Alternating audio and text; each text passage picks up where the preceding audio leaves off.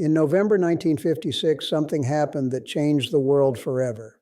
The most powerful empire in human history, an empire that had ruled a quarter of the Earth's surface, an empire whose currency had dominated global trade for over a century, was brought to its knees in just 11 days. Not by a military defeat, not by a revolution, but by a phone call. This is the story of a staggering financial collapse, a terrifying unraveling of an economic superpower that believed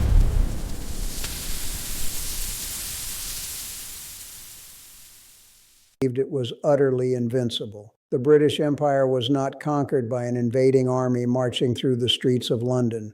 It was strangled by a sudden, devastating evaporation of international confidence and a catastrophic run on its currency. For generations, the British pound sterling had been the undisputed reserve currency of the world, a symbol of supernatural economic stability and imperial might that dictated the terms of global trade, finance, and geopolitical dominance.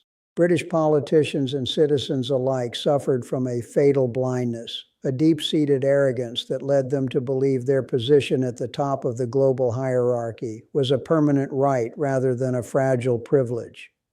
They assumed the world would always need the pound, that their astronomical wealth would forever shield them from the consequences of their own reckless decisions. But what they do not teach you in school is that empires do not fall slowly and gracefully. They rot from the inside out over decades, and then they collapse all at once in a terrifying flash of humiliation and weakness. The seeds of Britain's destruction were sown not in the final days of the empire, but at the very height of its power, when the ego of its leaders blinded them to the shifting realities of the global economy. At the dawn of the 20th century, Britain was the ultimate creditor nation, financing the growth of the world while enjoying unparalleled prosperity at home. However, the staggering costs of 2 world wars completely destroyed their balance sheet, transforming the greatest creditor nation into the most indebted nation on the planet. To fund their desperate military survival, they borrowed heavily from the United States, effectively mortgaging their future and transferring the financial center of gravity from London to New York. After the wars, instead of acknowledging their new reality as a deeply indebted, weakened state, British leadership chose denial. They made choices to spend money they did not have, choices to borrow exorbitant sums to maintain an illusion of global military supremacy, choices to stubbornly return to the gold standard at a completely unrealistic pre-war parity, effectively crushing their own export competitiveness and plunging their domestic economy into a prolonged state of deflation and misery. They maintained massive military bases around the globe, projecting a hollow strength while their domestic industrial base was decaying. Their debt-to-GDP ratio soared to astronomical levels, yet the government continued to act as if they were still the masters of the universe. This toxic combination of massive trade deficits, a hollowed-out manufacturing sector, and an unmanageable sovereign debt burden created a house of cards that was just waiting for a strong gust of wind. That wind arrived in the autumn of 1956 during the Suez Crisis, when Egyptian President Gamal Abdel Nasser nationalized the Suez Canal, a vital artery for global trade and British energy supplies. The British government, driven by imperial ego and a desperate need to project strength, secretly colluded with France and Israel to launch a military invasion to take the canal back. It was an arrogant, desperate gamble, a last-ditch effort to prove to the world that the British lion still had its teeth. But they fundamentally misunderstood the new rules of the global financial system. The United States, led by President Dwight D. Eisenhower, was furiously opposed to this rogue military action.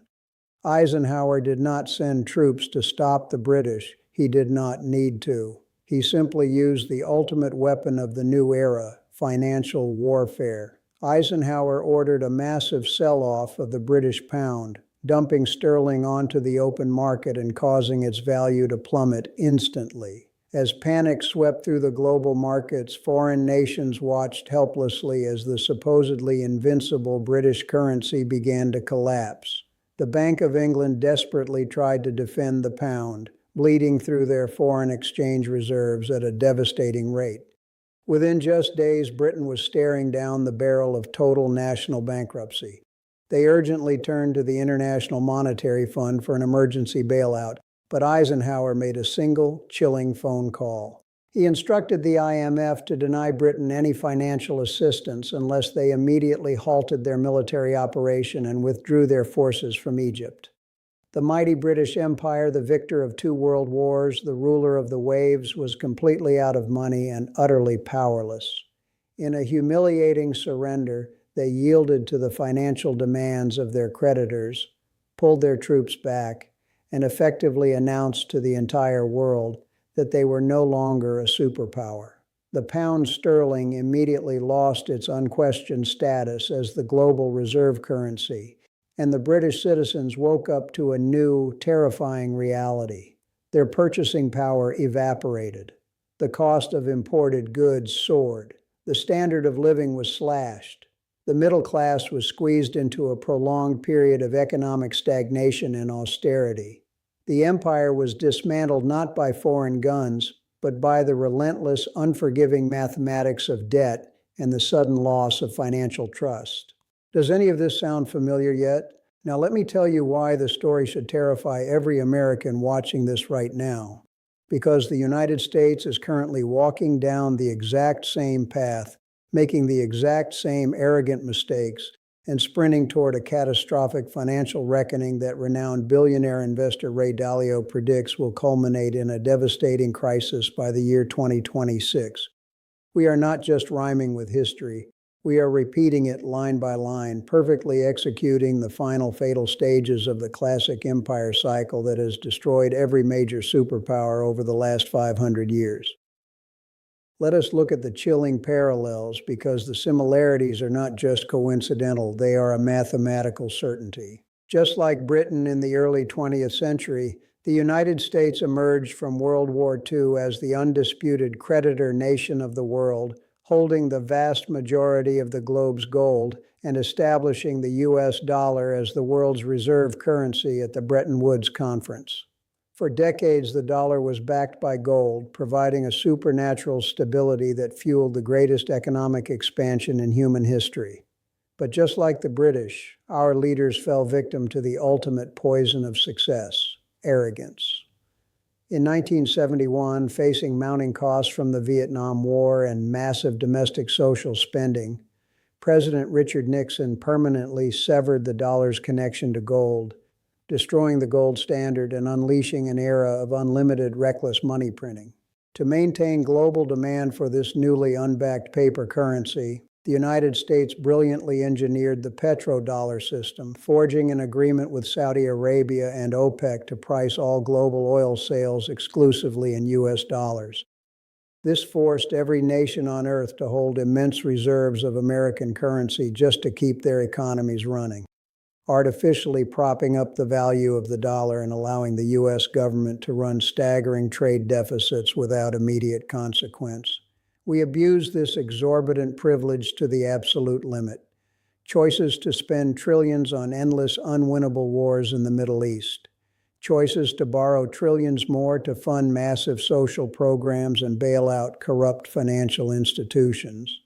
Choices to maintain over 800 military bases across the globe, projecting an illusion of invincible strength, while our own domestic manufacturing base was hollowed out, exported, and replaced by a fragile, debt-fueled service economy. Today, the United States has transformed from the world's greatest creditor to the largest debtor nation in the history of human civilization. Our national debt has exploded past a staggering $34 trillion, a number so astronomical that the human brain cannot even accurately comprehend it. Our debt-to-GDP ratio has soared well past 120%, a critical threshold that historically signals the inescapable death spiral of an empire's financial dominance. We are living in a profound state of denial, a collective hallucination where our politicians continue to borrow and print money, as if the laws of economics have magically ceased to apply to us. But the rest of the world is waking up. They are watching our political dysfunction, our endless money printing, and the weaponization of the US dollar through devastating financial sanctions, and they are actively plotting their escape. The BRICS nations, Brazil, Russia, India, China, and South Africa, have officially banded together to dismantle the American financial hegemony. They are aggressively trading in their own local currencies, stockpiling thousands of tons of physical gold, and systematically preparing to dump their holdings of U.S. Treasury bonds. They recognize the fatal weakness of the American empire, and they are executing a calculated strategy to dethrone the dollar, just as the United States once dethroned the British pound.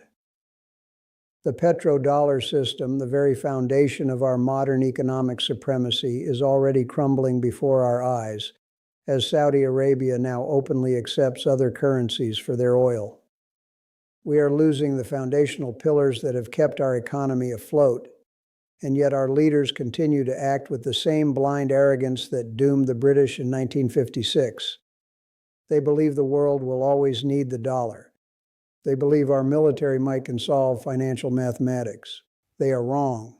According to the historical pattern recognition modeled by Ray Dalio and supported by terrifying projections from the Congressional Budget Office, the United States is rapidly approaching its own Suez moment, a sudden catastrophic breaking point that all data indicates will trigger by the year 2026.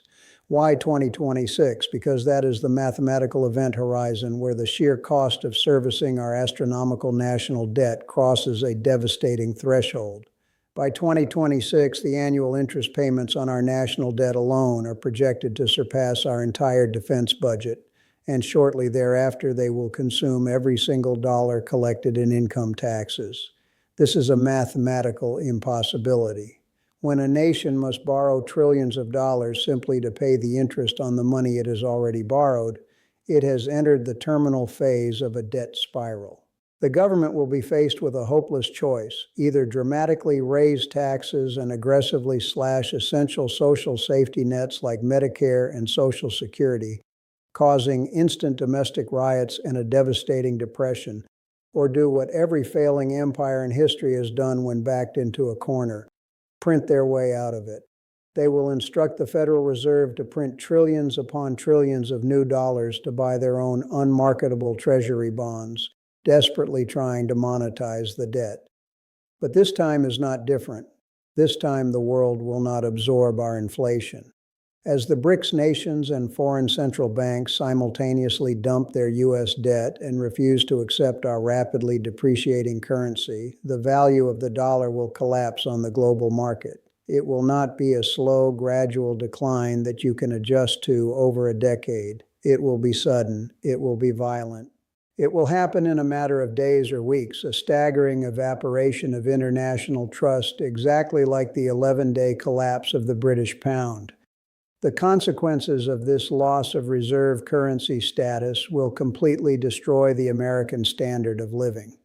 This is why this story should terrify every citizen, because when the dollar loses its global monopoly, the artificial buffer that has protected us from hyperinflation will be instantly, violently removed.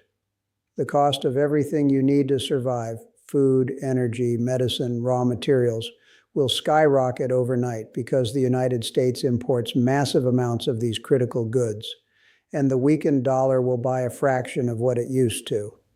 Your life savings, sitting in a traditional bank account or a standard retirement fund, will be hopelessly decimated in real purchasing power. The middle-class lifestyle, built on the illusion of cheap credit and a strong currency, will be completely wiped out. You will witness a devastating transfer of wealth away from those who hold paper assets and fiat currency and toward those who understand the reality of hard assets. The government will not save you.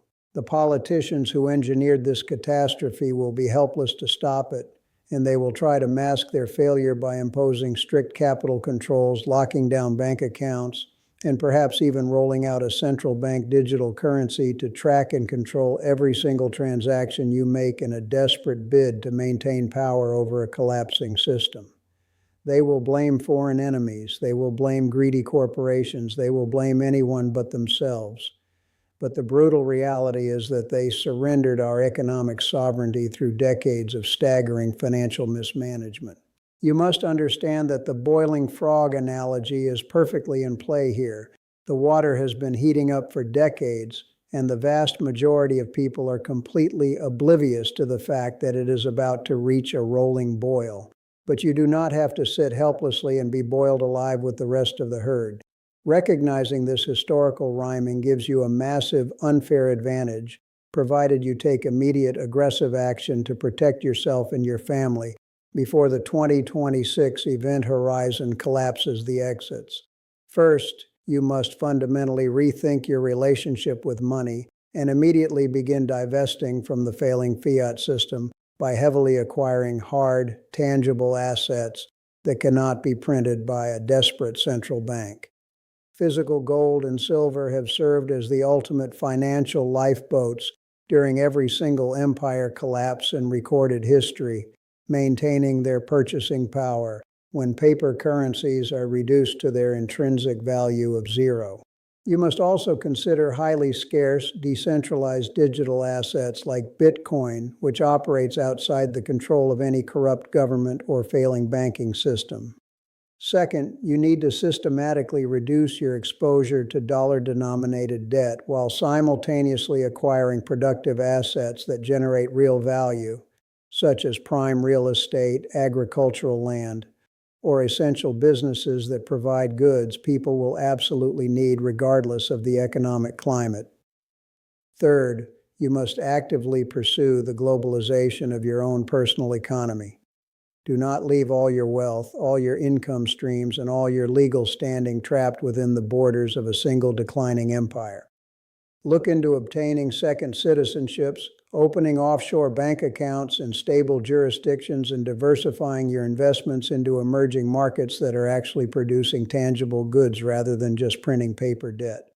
You must build an unshakable fortress of financial sovereignty around yourself, because when the music finally stops and the American empire faces its inevitable, devastating 1956 Suez moment, the ensuing panic will crush anyone who relied on the government's false promises of stability. The warning signs are flashing bright red across every single metric of the global economy, and the window of opportunity to prepare is violently slamming shut. Do not let normalcy bias blind you to the catastrophic reality of what is mathematically guaranteed to happen. I will see you in the next one. Subscribe.